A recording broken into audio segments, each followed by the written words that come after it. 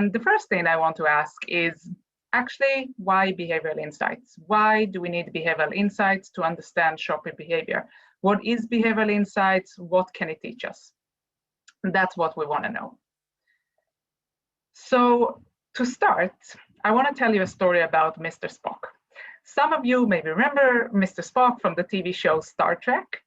And in Star Trek, you may remember that Mr. Spock was this super rational person, really making logical decisions, having clear preferences, not swayed by emotions, almost like a computer. Mr. Spock makes plans based on available information and a cold calculation of the costs and the benefits, and then he follows through with them. Which means that Mr. Spock, he always makes all the right decisions. He never makes any mistakes. He's the perfect person. He exercises, he eats right, he saves money for his pension, and he doesn't smoke.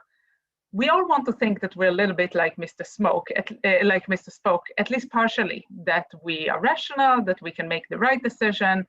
And actually, that's what economists have assumed for ages. But then came psychologists and showed us that in reality, we're actually a bit more like Homer Simpson than we are like Mr. Spock. So Homer Simpson might also have the same goals as Mr. Spock. He also wants to be fit and healthy and rich.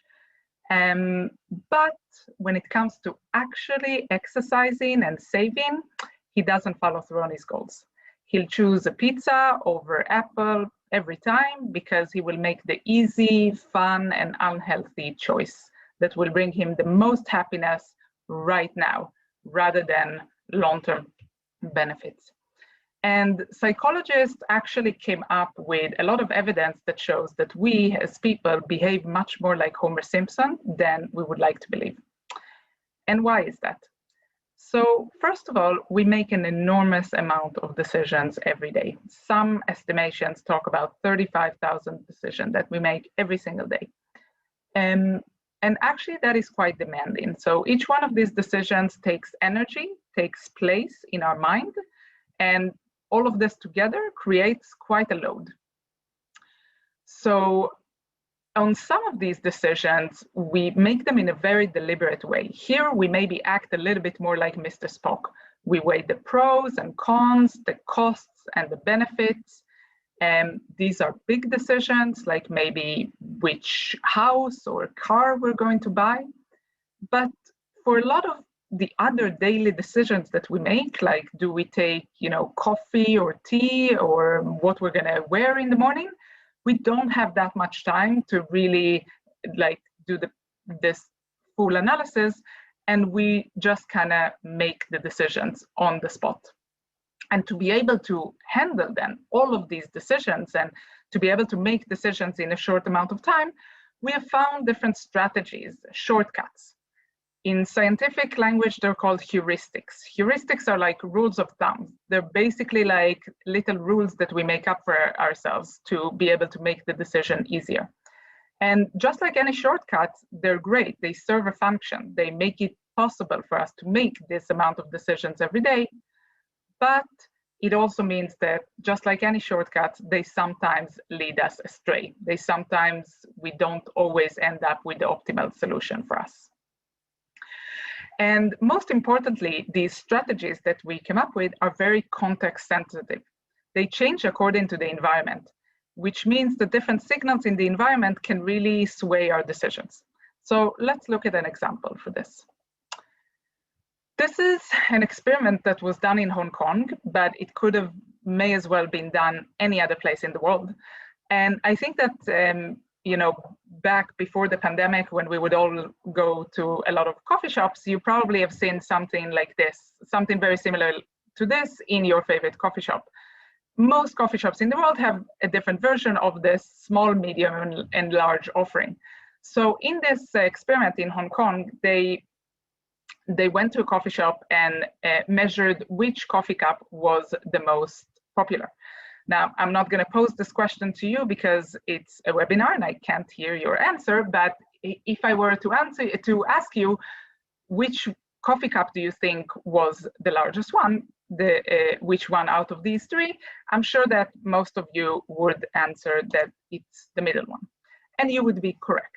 So indeed, no big surprises. The most popular coffee size cup in this particular experiment was the middle one. But what was unique is that the researchers actually went to shoppers and they asked them, why did you choose this middle option? And they got all kinds of answers, which were basically a different version of, well, the small size was a bit too little for what I wanted, and the big one was too big, so I went with this. So as we say in Sweden, the middle one was lagom. But then what the researchers did is that they actually changed the context a bit. So they took out this little coffee cup and they added a larger one. So now the choice set looks a little different. It looks like this.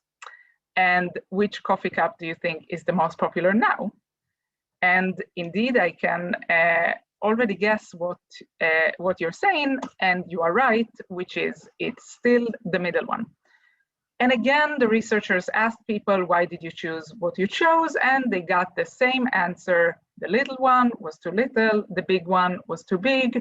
I went with what felt just right.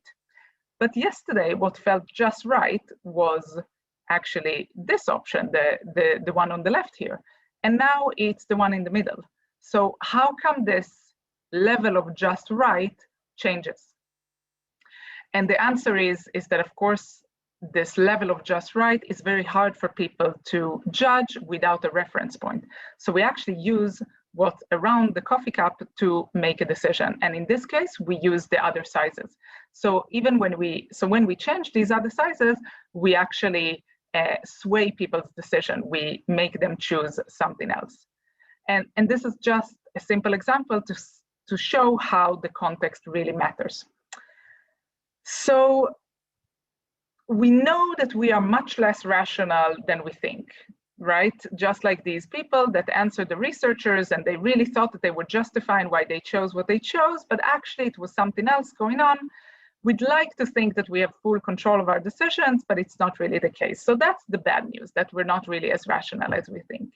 But the good news is that behavioral science and behavioral economics can help us translate what's happening here to actually predict the mistakes in judgment that people are going to make and to actually prescribe then these are the things that we could do in order to help people make better decisions. So behavioral economics and behavioral science help us translate this descriptive knowledge of what people are doing to predictive knowledge of how they're going to behave to prescriptive knowledge of how we can get them to behave in a certain way. And this is what we're going to talk about today.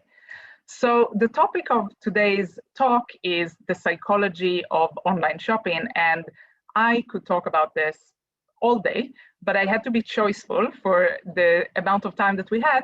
So I chose to bring up these 4 themes that we're going to touch on today. 4 different ways in which psychology influences the way that we shop online. And we're going to take these one by one. So we're going to start with choice overload. So one of the challenges when it comes to online shopping is something that researchers called the abundance of choice, which is basically the idea that our choice is almost limitless. And choice is something that we're used to thinking about as a positive thing, right? So we have a quote here from a researcher that said, most economists and policymakers regard choice as something one cannot have too much of, like clean air or beauty. There can never be too much choice. So classic economic theory basically assumes that more choice is better. And according to this assumption, the consumer is better off with a greater number of products and a wider array of choice. And it makes sense, right? I mean, intuitively, if we have more choices to offer, there's a higher chance that we will find something that's exactly right for, Rachel, which is not at all what's right for, let's say, Ross. Right? They want different things, they have different preferences, and the more we offer, the higher the chances are that we can satisfy what they want. But actually, research from psychology has come and shown us that that is not always the case. Choosing comes with some costs. More choice means that we have more information to digest. It means that we need to make more comparisons.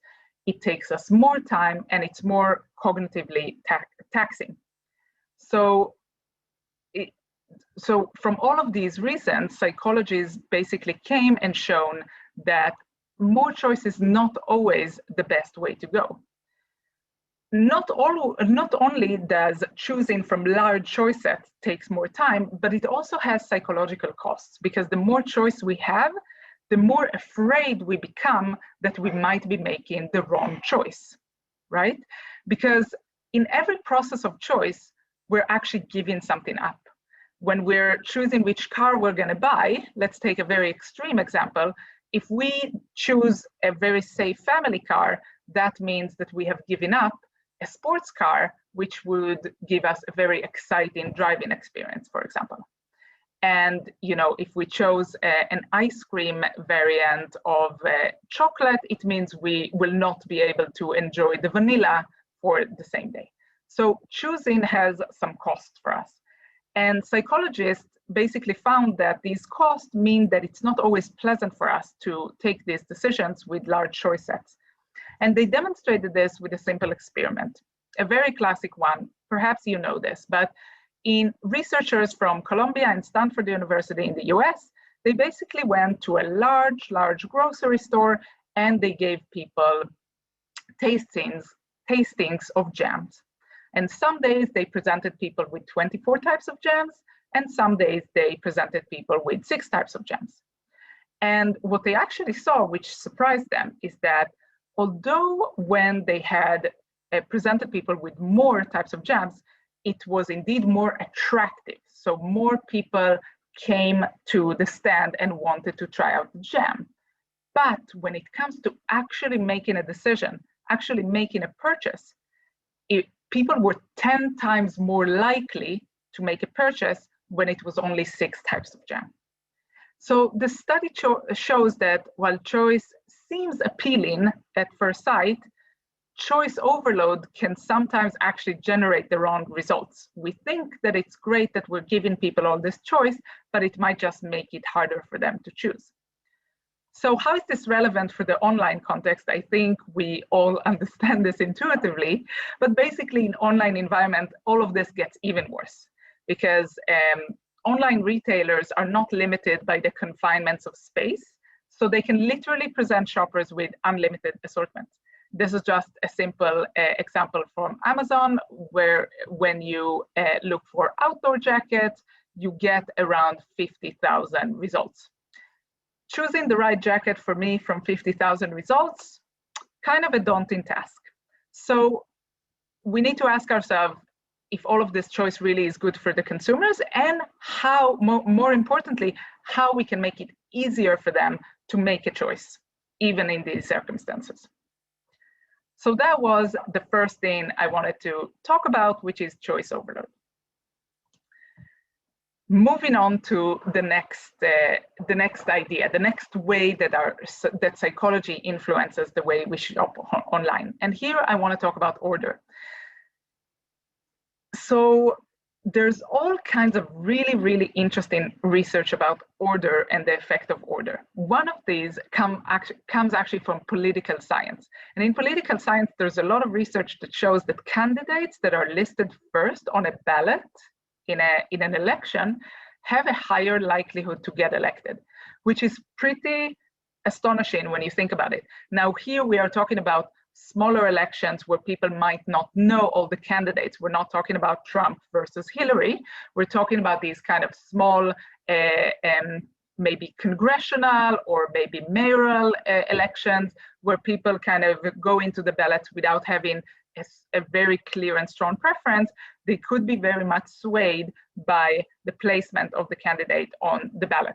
And actually, one study found in Ohio that in half of all the races, all the electoral races, there was a name order effect, which gave an advantage to the candidate listed first of 2.5%. That's quite a lot when it comes to an election. And we see the same thing also in other domains, like hiring, for example.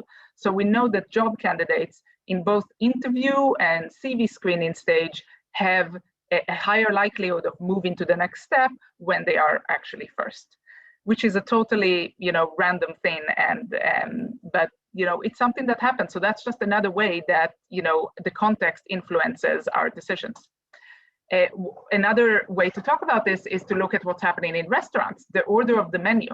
And actually here, some researchers found a clever way to actually take this into our advantage, our collective advantage, trying to nudge people into healthier choices or more sustainable choices. They started changing the order of menu by putting, for example, the vegetarian option first, and they found out that this can significantly increase the share of vegetarian dishes sold. So actually, this is an experiment that happened in Sweden, and I know that many restaurants have actually adopted this approach. Liseberg, for example, a large theme park in Western Sweden, has done this, just always putting the vegetarian option first.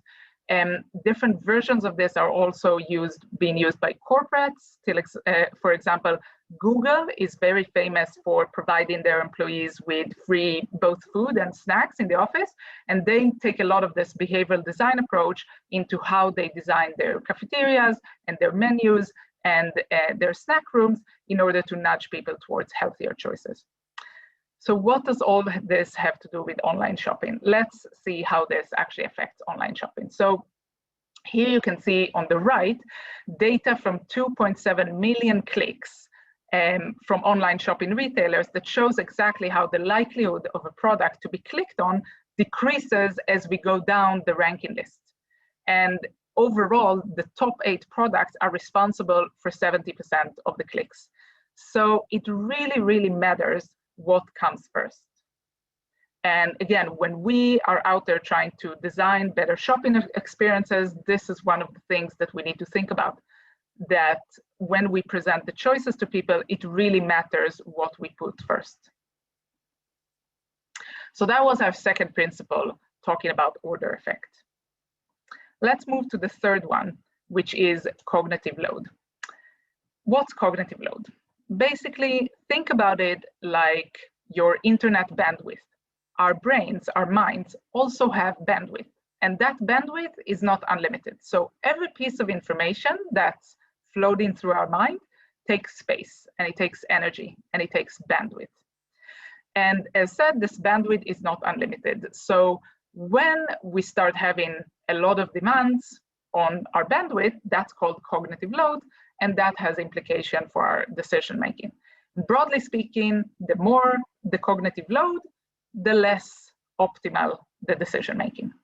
So let's give one example from this that comes from research. In this research, the researchers divided participants to 2 groups, and they gave these 2 groups a very similar exercise.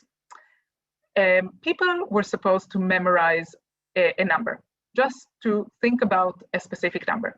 But as you can see here, group 1 had an easy task, so they were supposed to remember a 2-digit number, and group 2 had a tough exercise. They were supposed to remember a 7-digit number.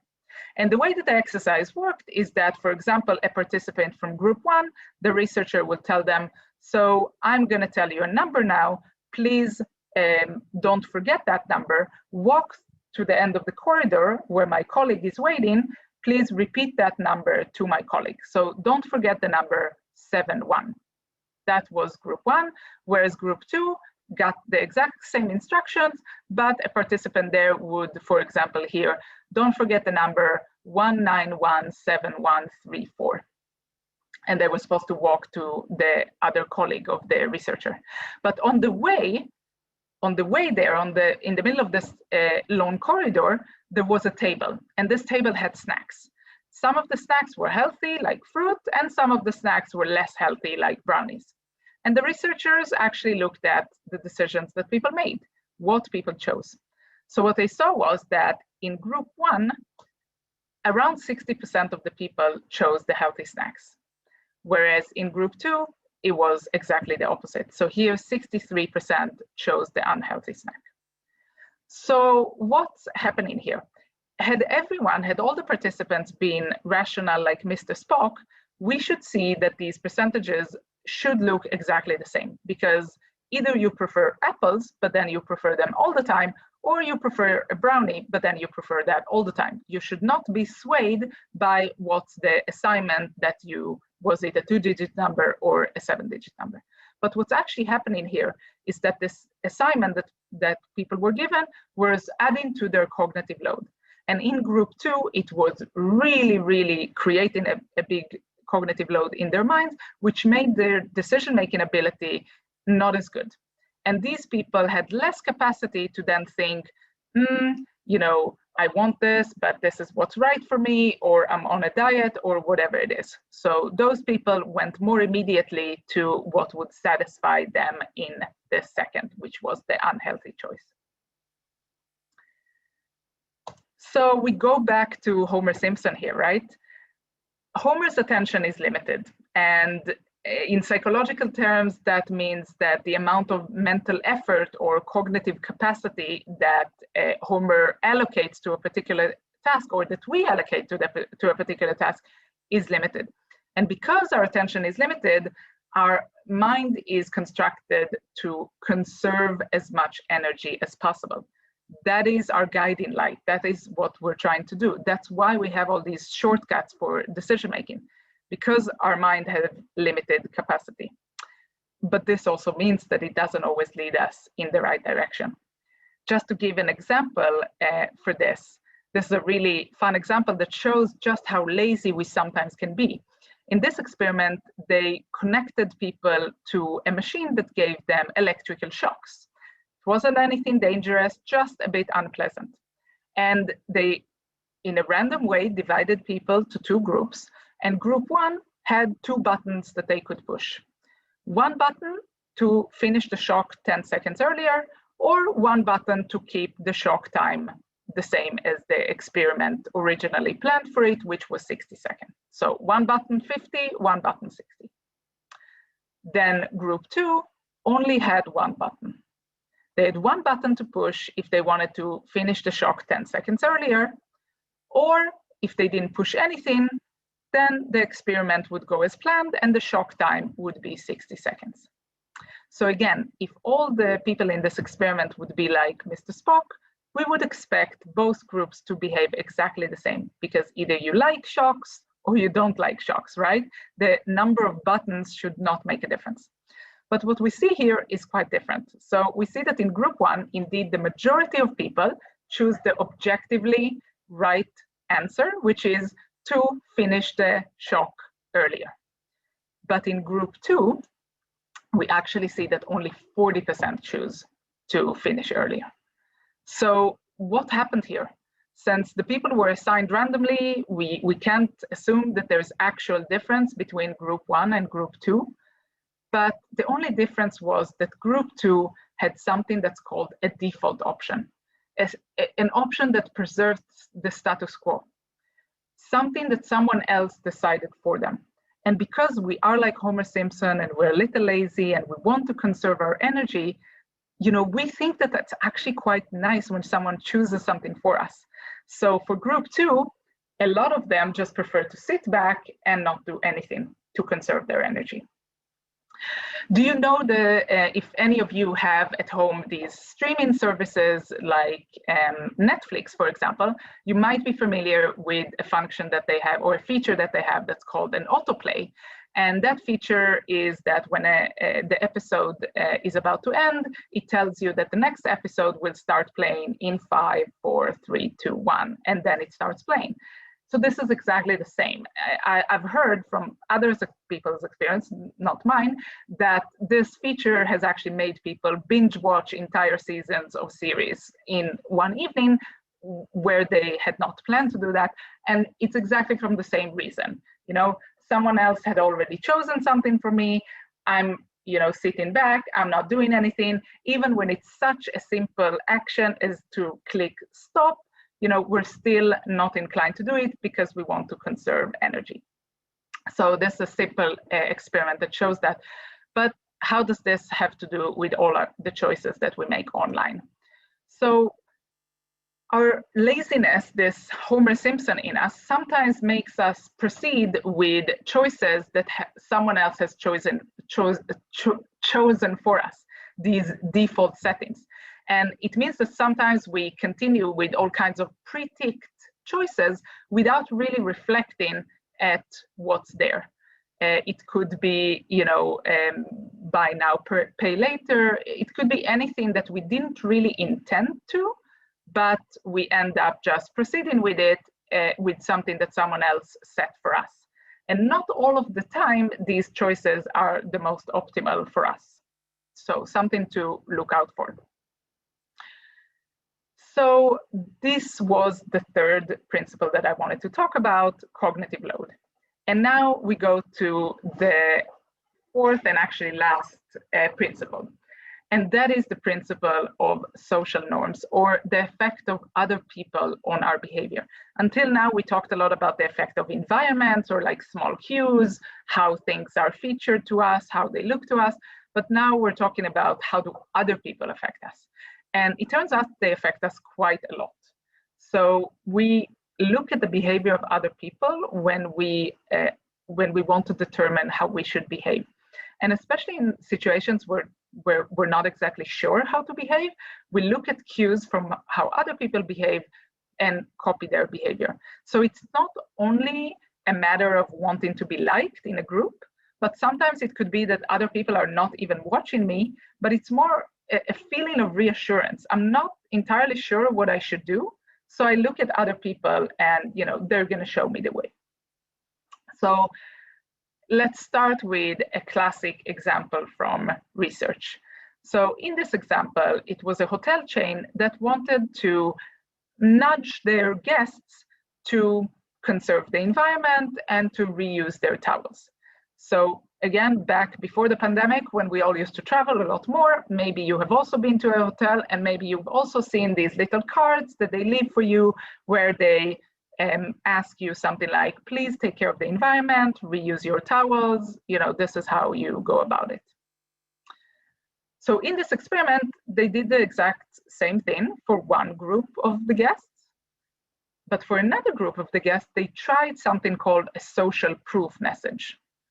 So they actually told these guests, the majority of the guests that have stayed with us have chosen to reuse their towels. And what happened here then? So the basic message was, okay, but then the social proof message was 26% more effective. So 26% more of the guests chose then to reuse their towels. And these kind of social proof messages are really effective exactly in situations where people are a bit uncertain on how to act, they haven't been in this situation before, and also they don't have strong preferences. You'll notice that it's 26% effective, but it's not 100% effective, because there are always going to be people with very, very strong preferences. People who are like, no, I paid this amount and I really want my towels to be washed every single day. Great. But actually, there's a big majority of people who don't really have strong preferences either way. And that majority, if they get to hear that other people have acted in a certain way, they're more likely to also do the same thing. So how does this affect us when we shop online? Reviews, ratings, recommendations, we all see them, we all know that they work. There's actually a name for it. So it's called e-word of mouth, or e-WOM. And there's a lot of research about how e-word of mouth, so these kind of ratings and reviews and these kind of activities, affect both shoppers' attitudes towards brands and towards products, and also behaviors. So there's really a lot about it, of us as consumers wanting to get reassurance from our surroundings. And again, remember, there's also a combination of factors here, right? We have to choose between a lot of products. Like we mentioned before, we're afraid that we're going to regret it. We're afraid that we're going to make the wrong choice. We're afraid of what we're giving up, right? So there's a lot at stake. We're not exactly sure how to behave. So we look for assurance from other people. Here also online, we can't touch a product. We can't feel a fabric. We can't get a good estimation of the quality. So we look at what other people are saying to kind of give us a hint of how we should behave. So this was the fourth principle of how psychology affects our online shopping, social norms. So how can we do better? You know, we've now spent around half an hour talking about all these behavioral biases. So now that we know about them, does it mean that we can correct them? Like, does it mean that we're going to behave better the next time? Let's take a look at this. This is a visual illusion. We're talking until now about cognitive biases. This is something to illustrate it, which is a visual illusion. So in this little checkboard over here, you can see squares A and B. And I want you to look at their background color of A and B. And again, I'm going to pose a question to you. I'm not going to hear your answer because we're in a webinar, but I would like to ask you if A and B have the same background color.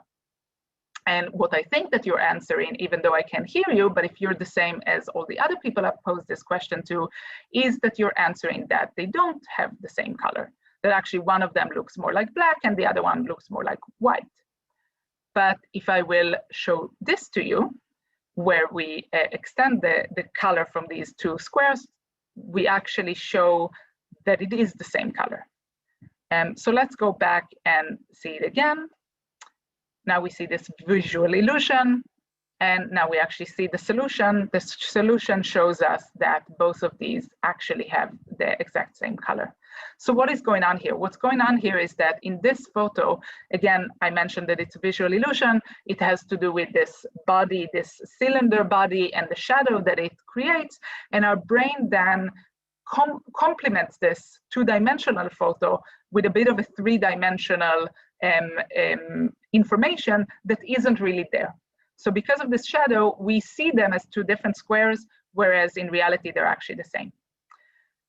So our brain actually plays tricks on us, right? It completes information that isn't really there. And cognitive biases are similar.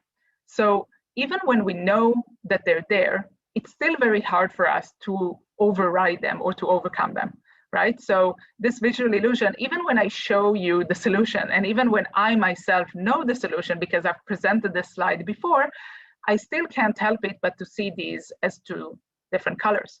And cognitive biases are the same. Even though we're aware of them, it doesn't mean that next time we're going to be smarter. We're most likely still going to be tricked. So we need to think about this when we design an environment where people make decisions to help them make the right decisions so that they don't fall into traps. Because the thing is that we're prone to these biases, right? Research from psychology has shown that we have two systems of decision making.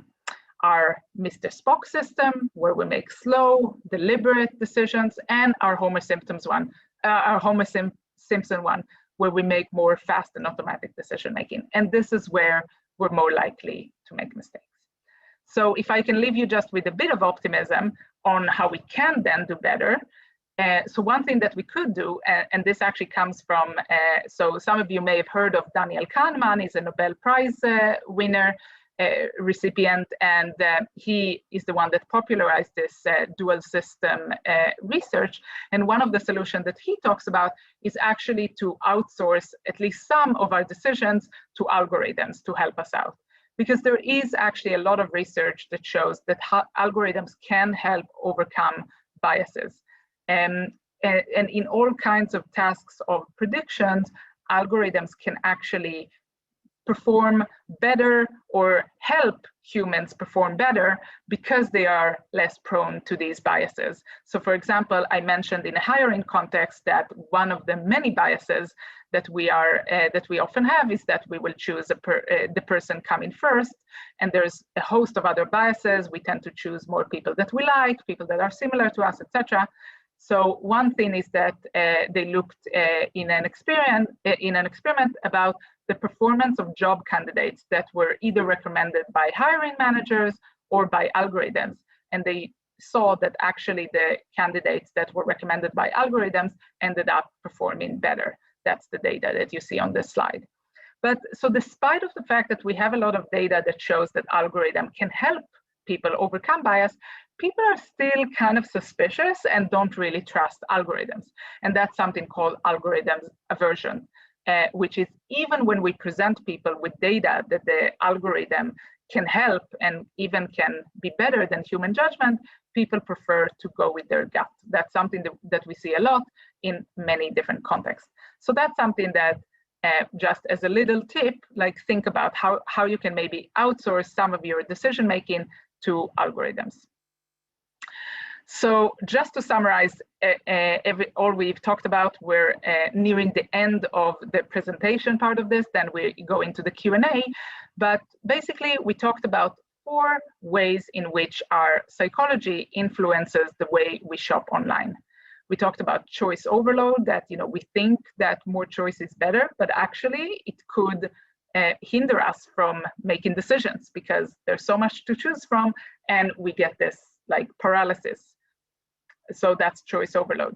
Then we talked about order effect, about how the order of products can actually sway us to look or to choose them, that there's a decrease in likelihood that we will even see a product the further down the chain it is. We talked about cognitive load, how we try to conserve energy, and how the more cognitive load there is, the harder it is for us to make good decisions, which is why we sometimes will go with these pre-ticked options and end up with all kinds of newsletters that we've never signed up for, that we now for life will continue getting.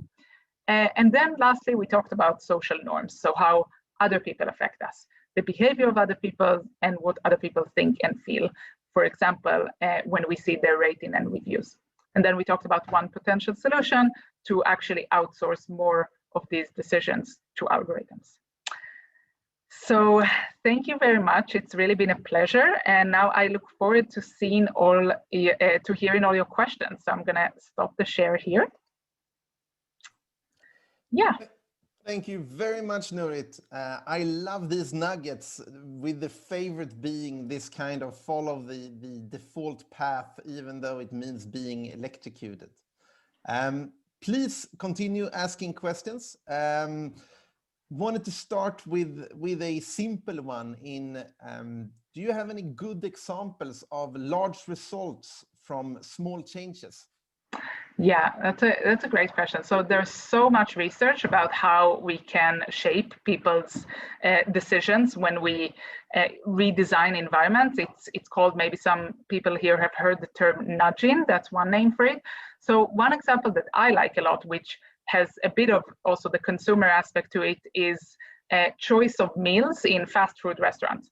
So Disney collaborated with researchers and did a very large experiment in their theme parks, so Disney World, Disneyland in the US. And what they did is that they changed the default in the kids' meals. So whichever fast food restaurant that you like, you've probably also seen the same, that these meals come with a set of choices that someone chose for you. And often these kids' meals comes at like a hamburger, fries, and a Coke. In the US, they have a big problem with childhood obesity. It's a problem that other countries are starting to see as well. So Disney wanted to do something about that. And what they did is they just simply changed the default. So now instead of the kids' meals coming with fries and a Coke, it came with cut carrots and water. Now, they still gave people choice. They didn't take away these unhealthy items from the assortment. People could still say, no, I actually really want the fries, but it's just the default that was changed. And just with this simple change, what they saw is, first of all, they saw that most people indeed stuck with the default. So over 50% stuck with the default. And another thing that they saw is that it was then a reduction of 40% of calories and 25% of fat, which was their goal. So you can see that, like, just with a small change, you can have really, really big implications for people's health. So that's one example that I really like.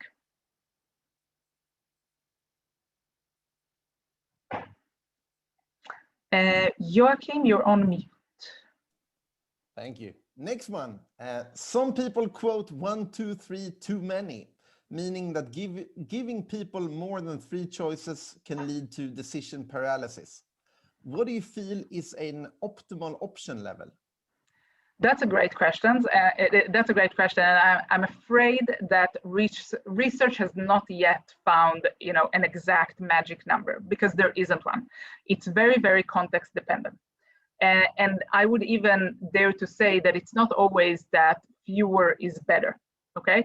What I wanted to say by talking about choice overload is that it's more complex. We normally always assume that more choice is better, but actually the reality is not like that.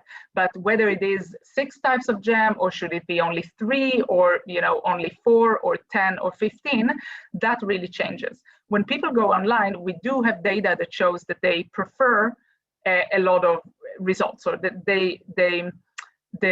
their view of the retailer is more positive if the retailer gives them a lot of choice. So then it's about, how do we bundle these choices? How do we bundle them in different categories, or these kind of things, to make it easier? But it's not necessarily to just give people 3 pairs of jeans to choose from. Probably you still want more than that.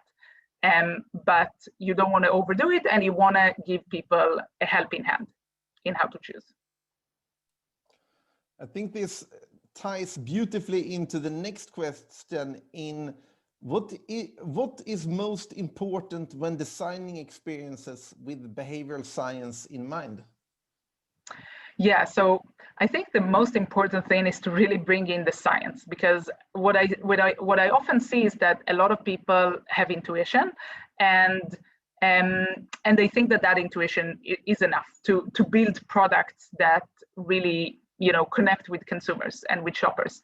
But we see that often our intuition is not really 100% correct, right? So bringing in the science and really thinking about psychology, bringing in researchers, being like even just reading and listening to research from psychology in the realm of online shopping, I think can really help, because there is a lot of research about these things. We know how people behave differently online versus offline. So bringing in the science is often going to achieve much better results than just relying on your intuition. And going through a structured process of identifying how it is that you want people to behave, what's standing in their way, how could you make it easier, how could you reduce the friction. That's kind of the scientific process that I would normally recommend people to think about. Thank you. What is the most interesting study you've done within e-commerce? Yeah, so choice really is a big topic when it comes to e-commerce, and not only choice, but again, given that retailers are not going to stop wanting to give a lot of choice to their shoppers, how do we then make it easier for people to choose? So we've done, for example, one study where I collaborated with you at Findify and with 2 of your customers, retail customers, where we tested different ways of actually presenting the choice to people, because we know that this order effect is so important. Then we know that it's really, really important what are the things that are presented at the top. But in order to help people, maybe the things that are presented afterwards don't need to be as attractive. So we've done a big study to try to manipulate the level of attractiveness of items and seeing what comes up. And yeah, so can talk about that a lot, but I'll leave it at that. All right, we have one more quite detailed. I'll run through it. You named that default choices are those that are most commonly used. If there are 3 choices and the middle choice is the default that is already checked, do you think this will trigger people to change from the default option? So there's 2 concepts here. One is the default option, which means that it's something that is pre-ticked. It's not necessarily in the middle. It can be the last one, it can be the first one, it can be a randomly chose one, but it's something that someone chose for you that you didn't necessarily choose. Let me give the most simple example. In the printer at the office, back when we used to go to offices, is it double-sided or is it single-sided? That's a default. That's something, one of them is a default, right? One of them is the setting that someone else set that is not you. So that's one phenomenon, the default thing. And the phenomenon here, or the psychological insight here, is that people overwhelmingly tend to go with the default. So in a printed situation, if the default is double-sided, most people will print double-sided. If the default is one-sided, most people will be printing one-sided. We really have this tendency to go with the flow. So that's one effect. The other effect that we were showing is that in a choice situation where people have 3 alternatives, they often tend to choose the middle one. We call this the Goldilocks effects, right? If you know Goldilocks, she, again, the small one was too little, the big one was too big, then the one in the middle was just right. So it's 2 different effects. So it's hard really to say, if you have the Goldilocks effect, but something else is the default. So actually, the default one is stronger. This tendency of people to conserve energy and to go with the default, that will win over the Goldilocks effect. I hope that answers the question. Should be pretty clear. And if there are any other questions, follow-ups, etc., there will be a sharing of this presentation, and you can reach out through that to answer any other related questions. Thank you very much for joining, and thank you, Nurit, for presenting for us. Thanks a lot. Have a great day. Bye, everyone.